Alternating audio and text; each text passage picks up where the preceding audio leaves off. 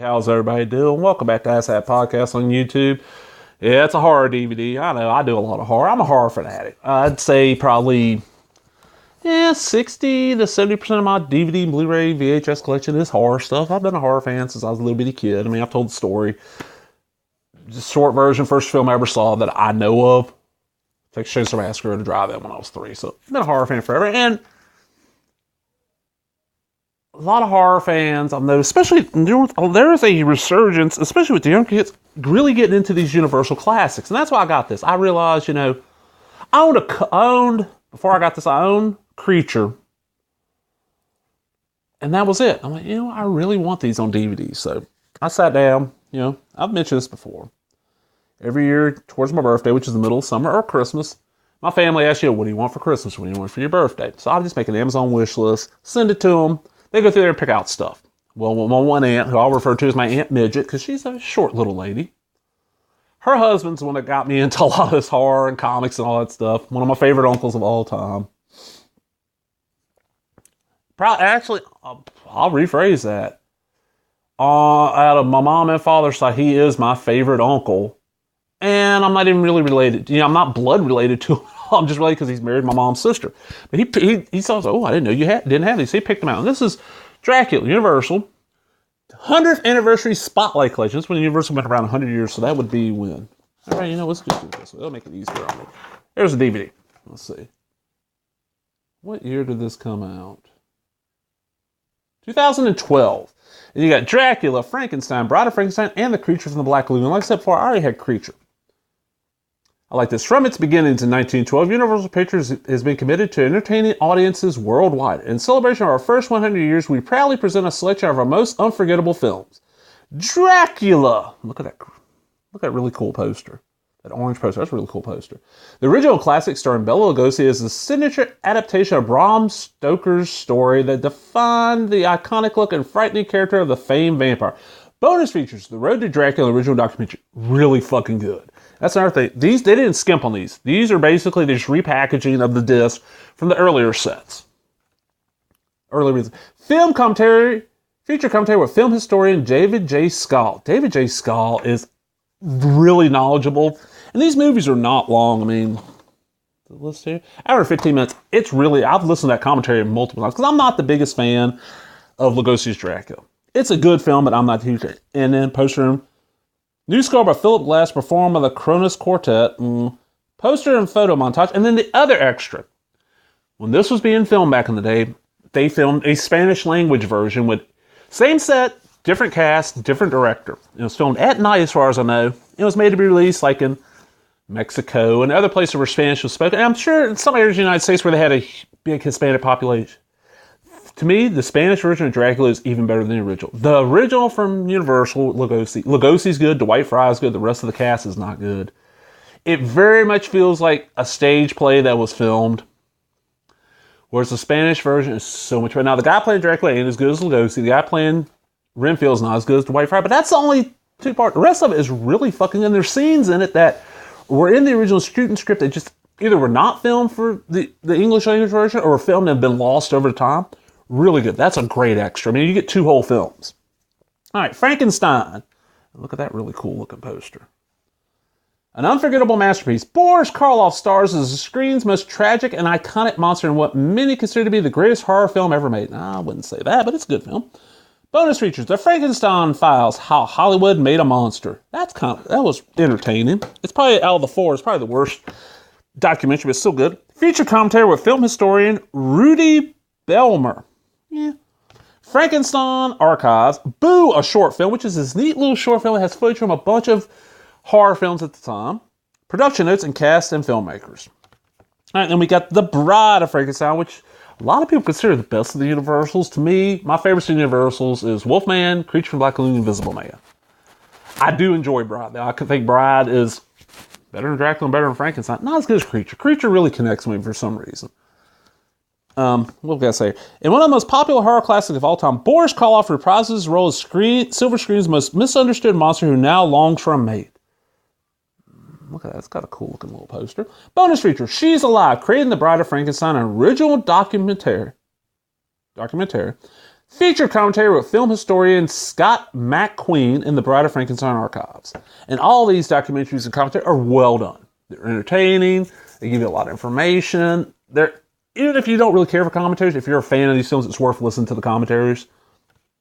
Creature from the Black Lagoon. Oh, I love Creature. Creature is one of those where I've probably seen this movie, hell, in the last 12 months, I've seen it 4 times. I watched it because I was like, okay, I want something. I watched it with the commentary.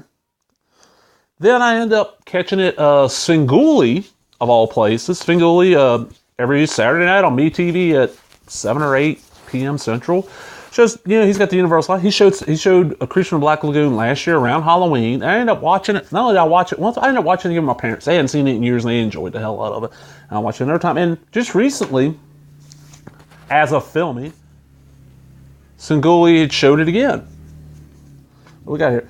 A hideous creature kidnaps the women it loves, forcing scientists to hunt it all the way back into the depths from where it came in this iconic horror film. This is the last of the Universal classics. It was done in 3D. It came out in when? Oh, shit. 50s, I think. And I actually, look at that poster. And I have seen Creature in 3D, a theatrical screen. It is fucking amazing. And just recently, this lady right here, and I can't remember her name. I'm so sorry, just recently passed. Great actress. This is probably the thing she's most known for. Very pretty woman, very good actress. You never hear a bad word about her. And what our extras are, Back to the Black Lagoon, kind of behind the scenes documentary, feature commentary with film historian Tom Weaver. Tom Weaver knows his Universal classic. This fucker he's done his research. It's probably the best commentary on here.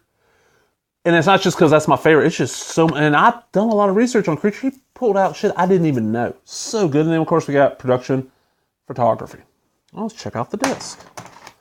And you get this nice little fly here, 100 years of filmmaking, blah, blah, blah, blah. You open it up, what we got on the inside?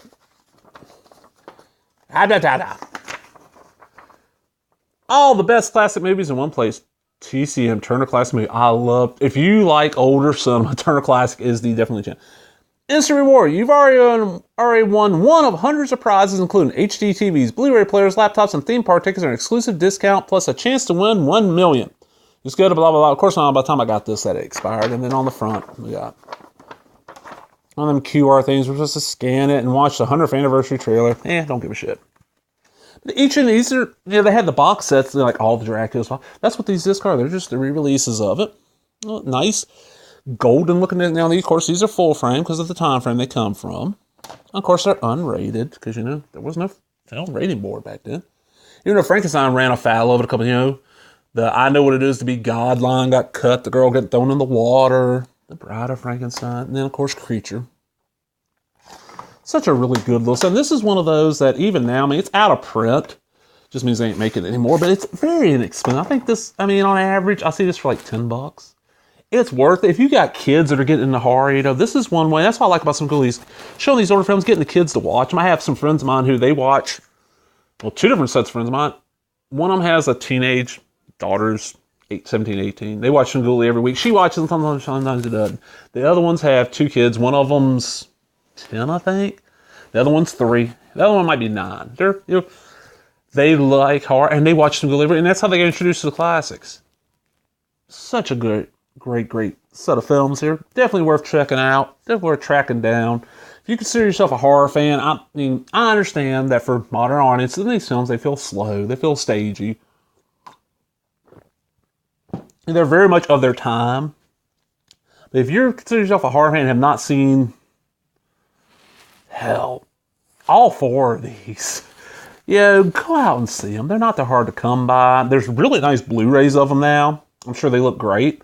This little set here, you probably find this used for $6. Like I said, $10 new. Worth tracking down. Anyway, I hope you enjoyed that. And if you did, give me a thumbs up. Leave a comment, subscribe. All the other bullshit. Talk to everybody later. Actually, what I want for comments? All right. I divide horror up into 2 things. To me, horror is divided up into 2 eras. You got from the start of film to 1967. That's the original era. And then you got from 68 to now. And why did I pick 68? Because that's when Night of the Living Dead came out. And that to me is the birth of the modern horror film. So real quick. I want everybody who's watching this that feels like leaving a comment. You don't have to. I just, if you feel like leaving a comment, and discussion's always good. Leaving the comment down below. Leave a comment. Tell me what your favorite pre-68 horror film is. Is it Die Monster Die, or Return of the Vampire? Is it Freaks? Is it any of that stuff? What is? I'm just curious. I'm always curious what people's favorite horror films are, because usually if somebody's favorite horror film, there's something, they see something in it that makes it their favorite. So check it out yourself. My favorite pre-68 horror film, probably Freaks. Freaks is one of those I can watch multiple times. But anyway, hope you enjoyed this. Talk to everybody later. Bye-bye.